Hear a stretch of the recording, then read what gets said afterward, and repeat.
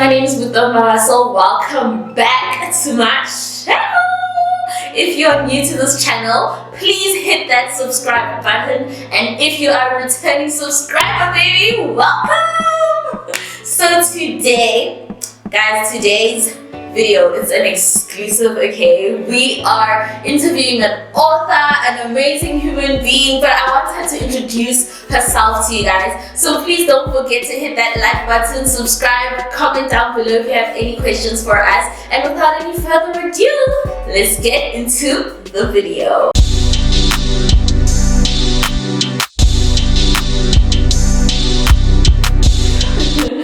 Hi girl. Hi. How are you? I'm good. How are you? I'm good. Can you please tell everyone who you are? Okay, I'm Zizipho. Languza-Maku. I am an author, as you have said. Yes. I mean, this is new to me as well. Like, I can hardly believe that I'm an author, because if you asked me when I was still a child what I wanted to do, this was not on the list. Really? Like, no, not at all. Is this your first book? This is my first book. Okay, that's exciting. Very exciting. Very, very exciting. Okay. Yeah. So can you just tell everyone maybe where you're from? Okay. Yeah. I'm from Stexbridge, Eastern Cape. That's near where? Near our North. Okay. And that's the one that most people are familiar with. Okay. I have no idea. You've never been there? Yeah, when you go towards PE, yeah, okay. you're definitely gonna pass our North. Yeah. Okay. But usually that question confuses me, where am I from or where's home, you know, because I'm married now. So you have a new home. Home is different. Home is different. Home is my place. Yeah. You know? But even then, I'm from Stexbridge, and my husband lives in Queenstown. And my mom-in-law is in Mthatha. Okay. So those three are my homes. Okay. Yeah, they are my homes, because I have a very good relationship with my mom-in-law, by the way. That's great. Everyone wants a good mother-in-law. Yes, she's home. Nah. She's home. That's good. Yeah, she's definitely home. That's great. Yeah. So when did you? Okay, let's start back, right? Okay. So you studied at Forte. Yes. What did you study? Like, you went from high school and then you were like, okay, I'm going to varsity. This is what I want to study. And what was that? I studied agricultural economics. Okay. And when I talk about it now, that I thought about doing agriculture, because my mom had a friend who worked in the Department of Agriculture, and I was just so interested in her life. How she was always traveling, and she was always talking about how natural this is. Because I never had like farms at home or anything like that. I'm not from like a suburb, but it's not a village as such. Something in between. Okay. Yeah. So it was just so interesting for me, but at the same time, I knew that there was a part of me that's really an office type of girl. So I thought, okay, well, I could combine these two. Because agriculture and economics, okay, well, I can think that would work. And then I found out that there's people who work in banks, and they are still, what do you say? They're professionals in agriculture, but at the same time, they're office girls. They are hill people. And so did you enjoy the studying and all of that? I did, obviously. There's challenges, here and there. Yeah. But I did. I really did, and I can't believe it's over. Well, do you think it went by quick? I think so. Really? Yeah, because I recently told my husband, I was like, I'm not going back. Nah. Yeah. You wanna go back? No, I don't. Okay. I don't. I was gonna say do it on my behalf.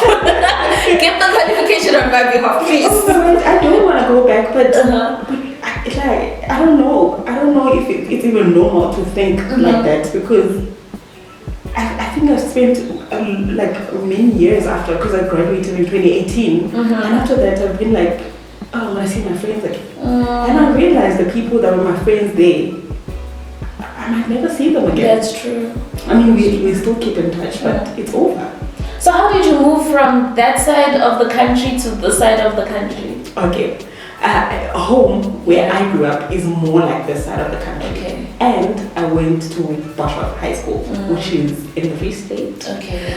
So I'm familiar, very familiar. In fact, when I was a child, my mom would, on the big days, or when she gets a bonus, it would be like, let's go to Bloem. Oh. So yeah. So wow. Yeah. So Bloem Okay. was like our big town actually. Oh, In fact, okay. still today, you know, It if there's is. like something major that needs to be done, yeah, like fix the car, something like that. You come to down. Bloem. Yeah. Okay. So yeah. Okay. Yeah. That's pretty cool. So then, what took you into writing? Like, why did you decide that now I'm gonna write? Because I know for me, I'd rather talk. I would definitely rather talk. Okay. To write, it's a lot, unless I'm journaling, which is for my mental health. Okay. But like, why did you decide that, okay, I'm gonna write? Were you always in love with writing growing up, or is it something that's developed? Yeah. Well, I started writing when I was very young, actually. But I did something really, really wrong. Okay, I don't know if it's wrong. I laugh about it now.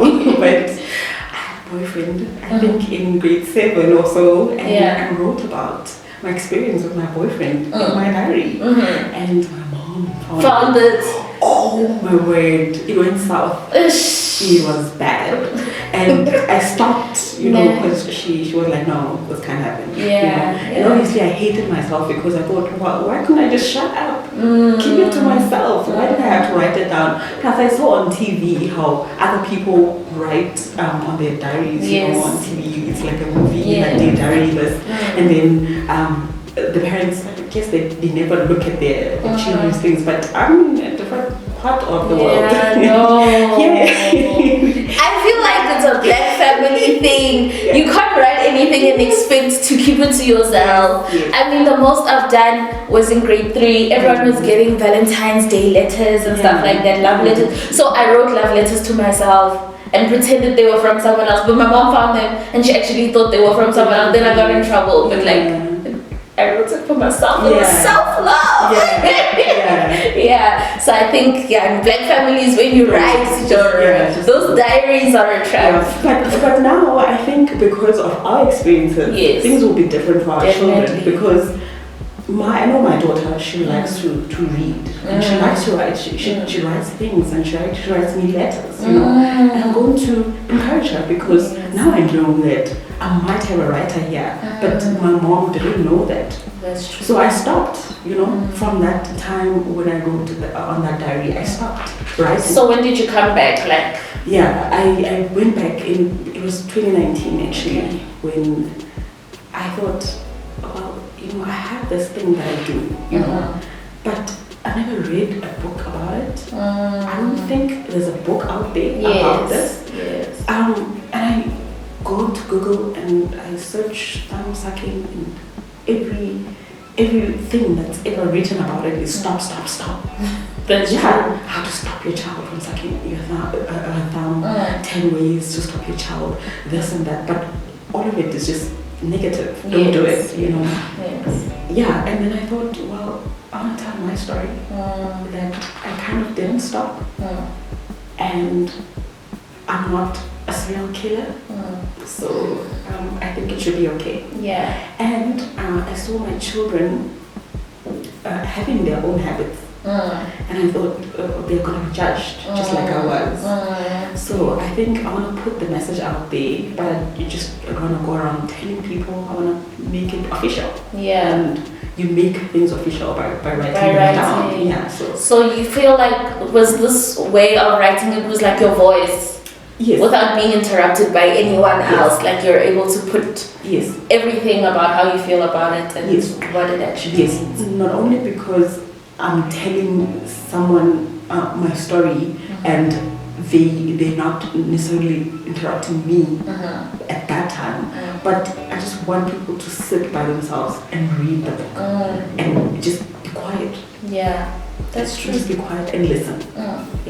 So she is the author of a book called Thumbsucker. Let's go into it. You know, when I first saw the book, right? And I didn't know it was literal, like thumbsucking. When I saw it, I was like, ooh, this is probably a story about someone who's like, you know how as kids would be like, you're such a thumb sucker, like you're sucking up to the teacher, maybe you want. I was like, oh, okay, so this is what the book is about. But then I was like, and then I read the first, I was like, oh, this is real. This is like, like, this is exactly what we're talking about. Okay, and I found it very interesting because we've never like, growing up, I've never seen it in another way than what society has made us to believe it was, right? Because I had a cousin who used to suck like all the time, and all I remember is them always hitting her hand every time she did it, and I never really took the time to understand why are you doing it, what could it mean. It was just like, it's a wrong thing to do, it's a bad thing to do. So you decided to like tell us about it, which was very interesting. I don't want to sell the book by saying too much about it without you guys getting the opportunity to read it first, right? But then I want you to like explain, because I think you use the word right? As is it like comfort? Right, and that we all have something that we do to. Okay, please elaborate before I would put it as a soothing mechanism. That's what people know it as mostly. But ukubambata is a word which means a soothing action. It's to soothe, right? And my grandmother came up with this name because I was doing this towel thing, and now I'm officially saying it that I don't literally suck my thumb. But it's something similar, which is the towel, you know. And the reason why I named the book Memoirs of a 28-year-old Damsaka was because people don't really understand the towel thing. They're like, what are you talking about? What does it mean? And then I say, it's like sucking your thumb. And they're like, because everybody knows that. So in the book, you gave an example of the movie Imagine That, right? Which I think gave us like a better depiction of what you're actually talking about. Because Baby Girl was obsessed. I was like, what is this? You watched the movie? Yes, I have. Quite a few times. Because I actually wanted people to, when they, if they happen to wonder, what is this about? Then they have something to say, okay, let me check this movie out and see if I can get it. You know, pretty much. But that was everything, that movie, because when I saw it, I was like, this girl is just like me. And it means there's more people like me. Because I said even in the book that I thought, well, the people who wrote this movie, the directors and stuff, where did they get this idea from? They didn't get it from me. No. So it must be real. It must be real. Yeah. Do you think that growing up, for most adults that were forced to stop like habits that helped them to get through certain things in life, you know, what effect do you think that has had on like grown adults that did have a habit like that? Yeah. Well, I talk about how I stopped for a long time because my parents forced me to stop, as you can imagine. And then I went back when I was in grade 12 because of the pressure. And I was just so anxious, you know, having to pass, having to do our winter classes and, you know, all of that. So I thought to myself, well, I'm feeling a lot of pressure and I just can't, I can't help it. It's just, I'm not okay. And then I remembered that, well, there's something that used to help me when I was younger. And that thought came after thinking, I wonder if smoking can help me. Yes. Or drinking. Or drinking. Or drugs. But still in high school, so those were out. So I thought, okay, let me just go back to my towel. I can't help but wonder if because the thing is, when you start with this thumb sucking or towel thing at a young age, which is normally what happens because it's not taught. No one teaches you how to do it. It's natural. Yeah, it's very natural. You're born with that. So you know that feeling that comes from it. So if you are forced to stop doing this because it becomes your safe place, you don't forget that feeling. So imagine when you are old and you're going through a lot and you remember that feeling and you just so happen, I think it's possible that you can start looking around, shopping around, looking for that feeling. And God forbid you find it in a drug. Something else, yeah. That's true. And you know, with where we are right now in in the world, we're being more aware of mental health and the effects, you know. So do you think that it's a good thing right now, maybe to encourage parents, new mothers, new fathers, you know, about the habits that kids may have? And I mean, it doesn't have dangerous effects. There's no like serious health implications that doing that causes, you know. So do you think it's something that we need to like make more aware and get into the habits of being positive about it or changing our perspective on it? Yes, definitely. Definitely, that is the whole point of the book. To say, you know, fine, I'm different, and this is my way of, you know, trying to be okay. This is my way of trying to survive. Yeah. But I think it should be okay because people are more likely to judge me that I'm sucking my thumb than because I'm smoking. I mean, they know that, okay, That's smoking is true. bad, but at least you're not sucking your thumb because sucking your thumb is for kids, it's for your children. So at least you're smoking like the rest of us or like most of us, you know, which is not right. No, that is not right. And even parents, you know, because I never knew what my towel does for me until grade 12. Until that moment I sat and I thought, I'm looking for this particular feeling. This feeling of calm, of being okay. And I know that I can find it from my towel. But I was late already. I needed that conversation much earlier on. And that is what I want parents to have. Sit down with your children and talk to them. They hear you sucking your thumb. Do you know why? How do you feel when you do it? How do you feel when you do it? And what happened that made you want to do it right now? Are you bored? Are you addicted? Or were you sad? What made you sad? Then we can start, you know, we can get somewhere. Because, I mean, I'm being sarcastic in the book because I say, I mean, parents don't tell a child to stop peeing. Yes. They train the baby how to do it. So why can't we train the children, you know, to do this right? And I also talk about the fact that not all of them are completely harmless, especially the literal thumb sucking, because it causes a lisp, changes your facial appearance, it causes jaw problems as well. So it's not completely harmless. And I talk about how parents don't really, children don't know at that stage. Because we talk about a 2-year-old who sucks their thumb. They don't know what's going to happen in the future. So it's the parents' responsibility to know and to help them, to guide them. That's why I say you can train your children. You can make them stop, it's fine. But at least have those conversations that, you know, you are doing this and it helps you. But if you continue, this is what's going to happen.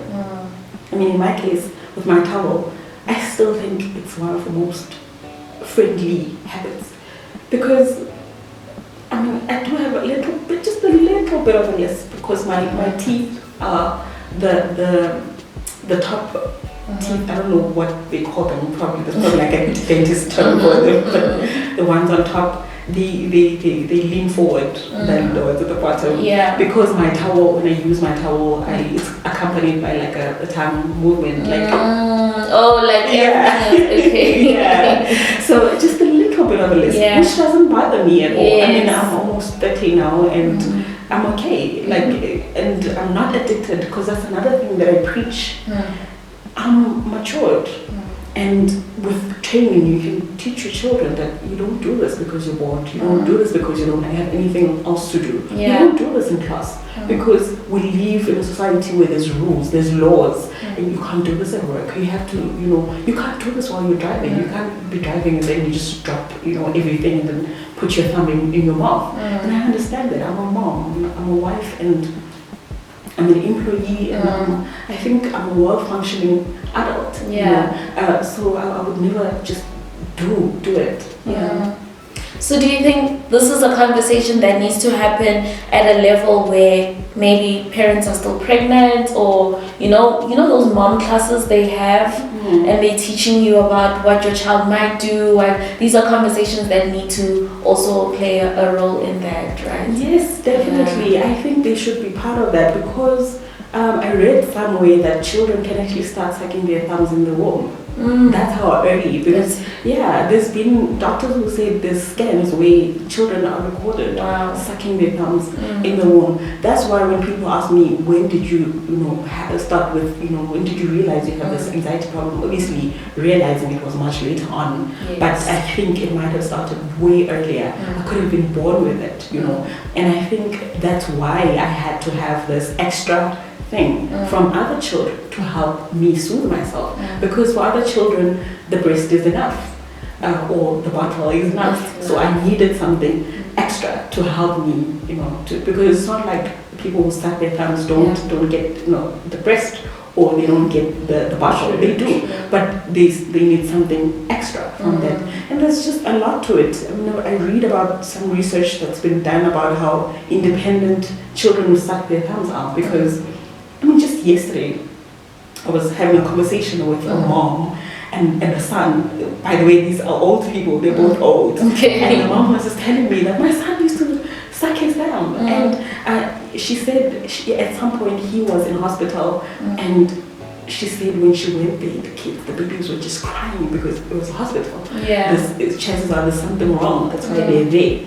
So it was just horrible in there. And then the nurses were just going around. It's just a lot of noise, children are crying, this and that. And she said she walked up to her son and he was busy sucking his thumb. It's just having the time of his life. Not bad for him. And he was standing right there and he was smiling. And I thought that, because that's the story about it. The children who suck their thumbs, they tend to be much more independent. My firstborn, I remember, because she sucks her tongue.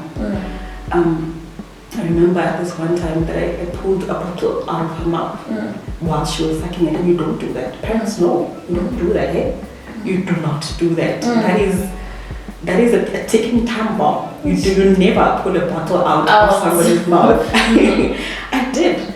And I had a reason to at that time, because I think I was cooking and I needed to urgently run to the kitchen, so I couldn't, so I had to put her down to the kitchen. And I thought, okay, I know you're gonna scream, but I have to do this. And then I did that, put her down, went to the kitchen, and there was silence. And I was like, what's going on? Where am I? Am I dreaming? Am I alive? I got dizzy for a moment, because I had already imagined what was going to happen, and now it's not happening.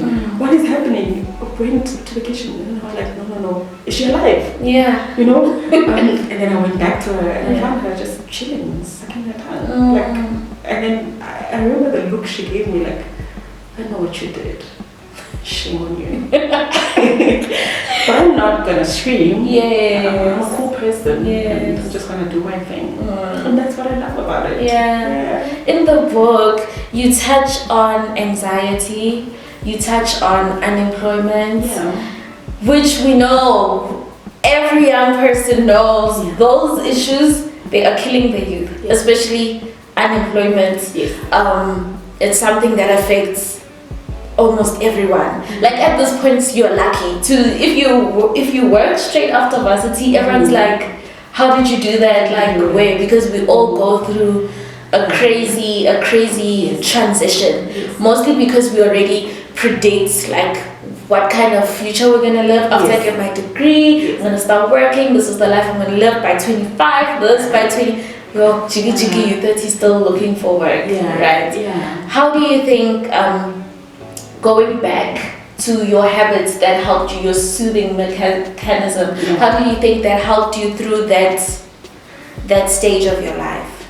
So, unemployment is a very sensitive issue for me. I'm still very passionate about it, in the sense of trying to find ways to help other people, to not go through it. Any chance I get, I'm like, do you have, if I meet someone who's like, oh, I'm CEO, even if they're lying, but do you have jobs? Are you employing people? Can you afford just a little bit of salary for someone? Sometimes just the experience, But I talk about how anxiety goes hand in hand with overthinking. I overthink quite a lot.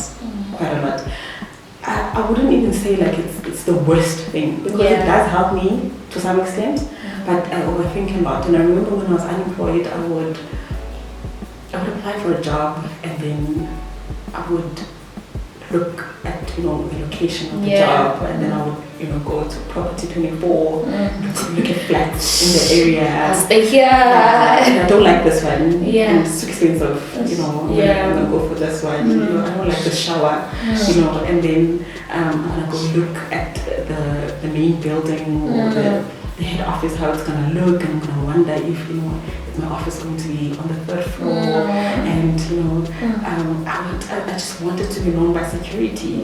People really take that for granted, like being known by security, and I would imagine it. I would imagine saying hi to security and them knowing me that she works here, So I would imagine all of these things, and then I would get like a rejection, and then I would get discouraged, and then I would start all over again, apply for another job, look for more places to rent, and Google more offices, and I would also imagine the lanyards. I would imagine if I'm going to work for this company, or they use blue colors, or the lanyard would be blue. Just imagine wearing it, and the card, the access card, and all of that, and then I get a rejection, and I struggle to sleep at night. My mind is racing all the time, racing, and I'm trying to make it stop, but it's not as easy as I'm just gonna sleep sometimes. So I would just take my towel, and because I knew that if I can just get my towel, at least I can calm down enough so that I can sleep. Because I thought overthinking and lack of sleep, I think that is like, maybe not completely, but it's a recipe for like depression. It's a deadly combo. Yes. So I thought, okay, I don't have a job and I'm stressed, but let me make sure that I sleep. Let me get enough sleep. And I don't want to take pills because I don't want to get addicted to pills. I don't want to live on pills or anything. Let me get my towel and put myself to sleep, and it worked every time. That worked for me until I got a job. That is so interesting, because I wish I knew. If I wonder sometimes, did I have a thing? Like as I was reading the book, I was like, I want to ask my mom if I had a thing, because even when I was going through my unemployment stage, it was a nightmare. Sleeping. In fact, even sometimes you're just like, what's the point of sleeping? Because I'm gonna wake up and do the same thing all over again. Like there's no routine, there's no Monday, there's no Thursday. Everything is just one long year, And I don't recall ever having a thing that I do that would help me make comfort, So that's really interesting to know, and I love the fact that this book educates us, right? Everyone who reads it, like you're bound to learn something about it, and because we are the future generation, we are the mothers and fathers to the new generation, and we're able to apply this elsewhere. That was so great. Thank you so much. Thank you so much. I just want to say, with raising my kids, I thought I really need them to be understood. Because I do not want a teacher, shouting at them or beating them. Of course, I do want them to be taught not to do it every way, especially not in the classroom, But I want the gentleness, in doing that, rather than, how parents actually cut like the thumbs so that they bleed, and then they hurt, so that when they are sucked, they hurt, and they put chilies. Imagine putting chilies on a child's thumb. Obviously, you're gonna like this. They're gonna scream. They're gonna cry. They're gonna get traumatized. Remember, I said this is their safe place. So you're traumatizing them. So maybe just talk to them properly, and this is something that I've learned as well now as a mom. For this new generation, I think we should just be more gentle about these things. If you're going to stop your child from sucking their thumb, that's fine, but be gentle about it. That's so true. I love that. You're so cool. So where can people get your book if they want to read it for themselves, and how do you get that? From me, because I decided to publish my book because I did look for publishers for some time, and I couldn't find anyone to publish my book, and then when I finally found people who said, okay, we can help you publish, and I thought, oh, you're going to take a long time, because by then I had already got the cover page done. I got an editor to edit the book. I pretty much got everything. In fact, one of the people that I asked, can you publish my book? And they said, okay, what do you need done? And I said, I got this done and this and this and this. And they were like, so what are you waiting for? And that's how I published my book, because the publisher said, why on earth are you not publishing your book? Because you've done, you've pretty much done everything. So now that means I don't really have a platform to sell the book. So for now, I sell the book myself. If you are around Bloem, because I'm based in Bloem, I sell it for 200. And then if you are in other parts of the country, it's 300, which includes the delivery fee. And then I have the book on Amazon as well for the international market. Yeah. And then can they order through an Instagram page or? Yeah, totally. Okay. Totally. So you're on Instagram? I'm on Instagram. As I have 2 accounts on each of the social media platforms. In fact, it's 2 specific, Instagram and Facebook. I have my account as Zizipho, and then I have a 28-year-old Damsaka for Facebook. That's like a page. And then I have a 28-year-old Damsaka on Instagram as well, which is also a page. But chances are, if you type Damsaka, I'll definitely pop up. Yeah. I will leave all of the links in the description box. So if you do want to place an order to see the book, check the description box. All the details will be there, as well as her social media pages. I need you guys to please go and follow her, because can we expect another book? Of course. Okay. Of course. So you don't want to miss that. I ain't trying to miss that. No, you ain't trying to miss that. Okay. So let's do that. And thank you so much. Thank you. I really enjoyed this. I did too. Okay. I will see you guys on the next video.